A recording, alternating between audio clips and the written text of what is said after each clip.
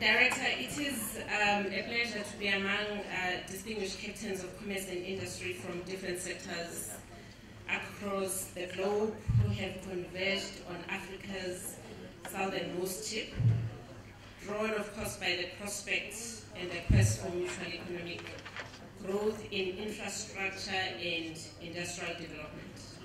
So I just thought I will use a bit of our visuals so that we can show you some of the projects that the National Empowerment Fund is involved in. So which is why we had requested the organizers to give us the opportunity to show the projects. So I stand before you here today to offer you a menu of growth opportunities in a range of industrial projects which have been developed by the National Empowerment Fund in partnership with our local and international investors. The National Empowerment Fund, the NEF, is one of South Africa's leading development financiers, and our mandate is to erase the historical and economic divide which was created by apartheid by placing the black majority in the center and at the forefront of the economic mainstream. So what we'll be saying, the message to all of you today, especially from our partners in the continent, is to say that as we roll out some of these infrastructure development initiatives in the continent, that we should not forget the communities we invest in. So I also have the privilege of serving on the board of the Industrial Development Corporation, and I'm the chairperson of a construction company called Group 5.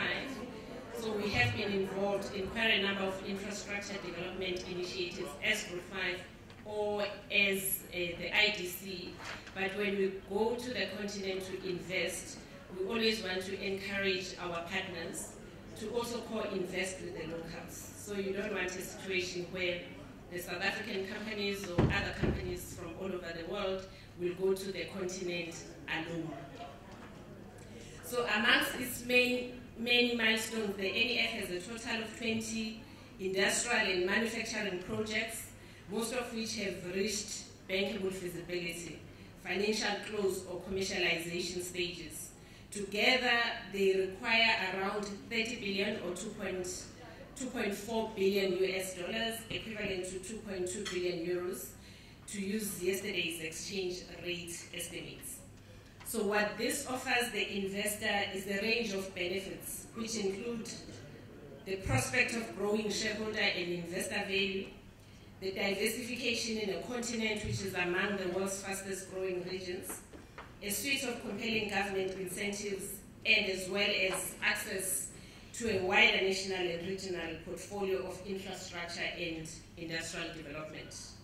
The greenfield projects that we are inviting you to partner in cut across various sectors of our economy and include renewable energy, mineral beneficiation, agro-processing, information and communications technology, infrastructure development, and tourism.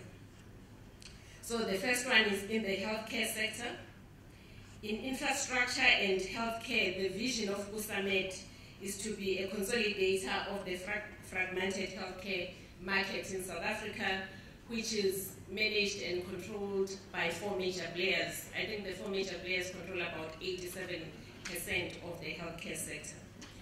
This will be kick-started with the commercialization of 4 hospital licenses for 630 hospital beds, spread over 3 provinces, namely the Western Cape, where we are today, as well as Gauteng and the Free State. The aim is to develop centers of excellence which will provide world-class medical services. The first hospital, which is the cardiology center that opened a month ago here in the Western Cape, will be launched on Friday in Cape Town.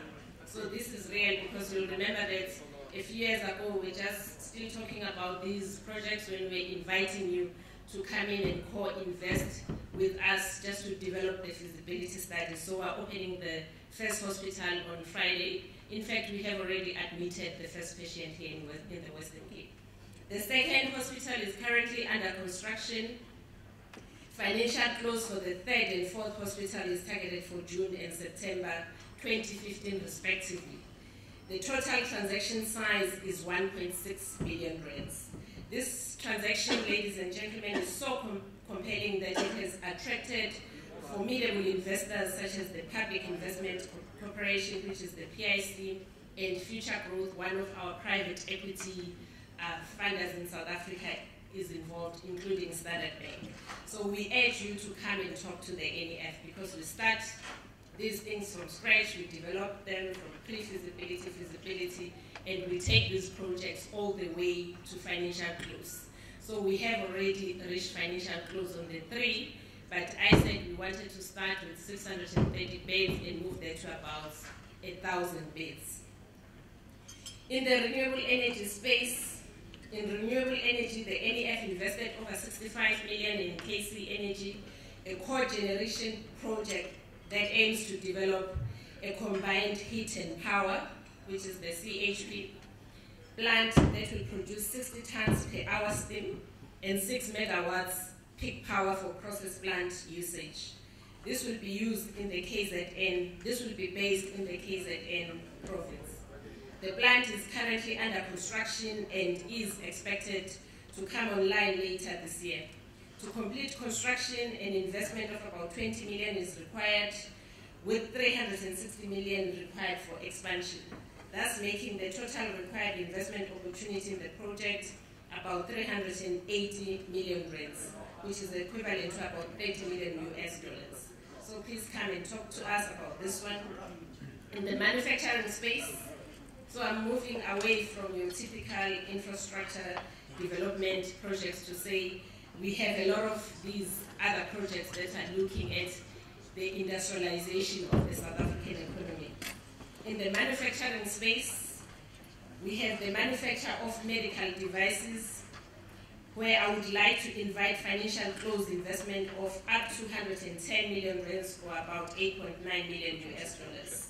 This will be in a project that is called Kinako Medical. This project aims to establish a plant for the manufacture of hypodermic disposable syringes and needles. There is currently no local manufacturing capacity of any type of syringes in South Africa, or indeed across Southern Africa. The market size within the SADC region alone is about 1.1 billion syringes and 911 million needles. So we've been importing, not just in South Africa, but as the whole SADC region, importing needles from all over the world. The proposed plant capacity is 200 million normal syringes, 30 million safety retractable syringes, and 200 million needles. Detailed engineering designs are complete, and offtake agreements with 2 players are at an advanced stage of negotiations.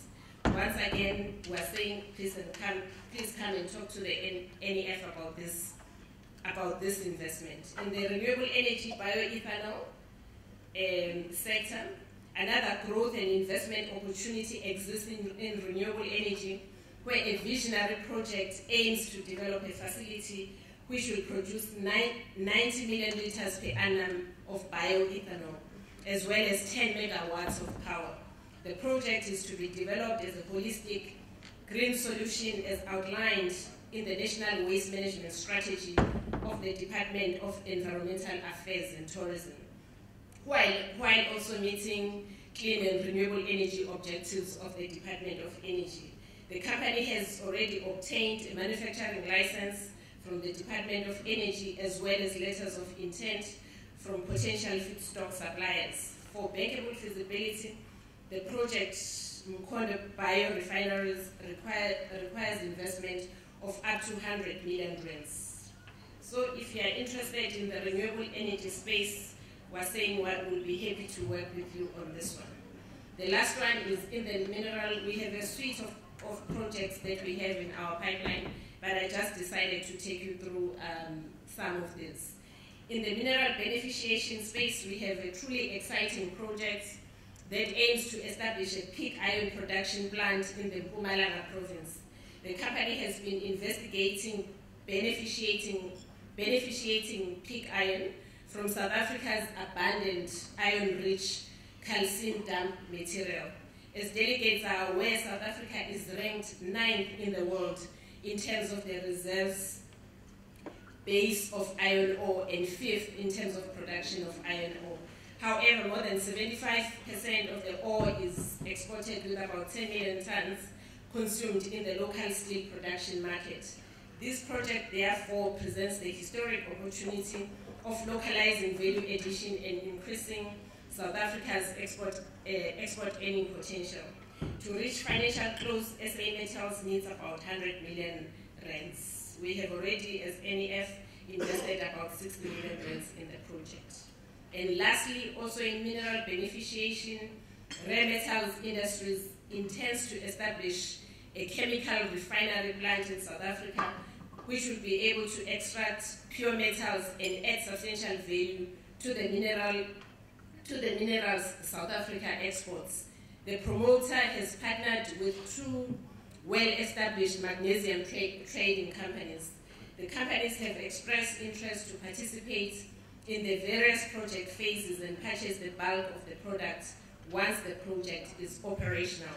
The project requires 300 million rands for a bankable feasibility study, and we're doing this in partnership with the IDC, which is the Industrial Development Corporation in South Africa. For commercialization, Rare Metals Industry would need investment of up to 15 billion rands. So the IDC has already invested about 100 million rands in the project.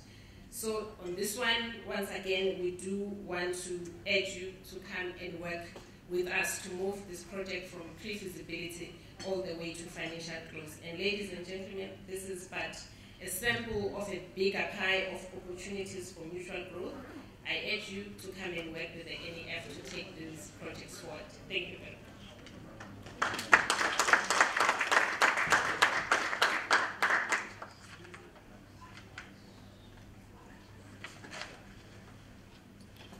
We are behind schedule, but we urge you quickly to ask questions and then convene afterwards. Are there any questions or comments? Yes, Webster. I'll let you know, CEO,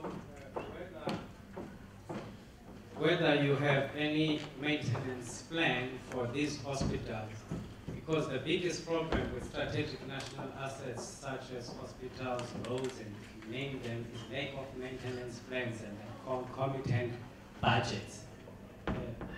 In one hospital in South Africa, there was a problem with the boilers. And upon checking, it was found that it was only diesel that was lacking. So it means that there were no skills for people to maintain those boilers that identified the problem. How do we ensure that those assets do not go derelict after being delivered? Okay, thank you, Program Director. Maybe I have to explain this. These are not government-led initiatives. All the NEF is doing is to assist the private sector to conceptualize the projects. We invest in the pre-feasibility. Remember, I'm sure you were talking about this issue in the morning where we were saying there is a lack of venture capital or seed financing in South Africa. So that's the kind of financing that the NEF is providing to the private sector, to our partners. So this will be a state-of-the-art hospital, so all of the problems that you have alluded to will not arise. It's not, I'm not saying there's anything wrong with government-led initiatives. I'm just saying this is a private sector hospital. Thanks. Doing business in Africa, you can't afford to be without Africa Investor.